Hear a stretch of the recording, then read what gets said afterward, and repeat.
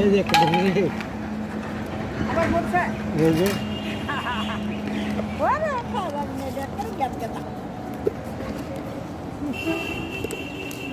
ধানের পুর ঠেলে ইয়ে পাকার পুর ঠেলে পোলে আর থাকে আর ভালো টাইট হয়ে যায়।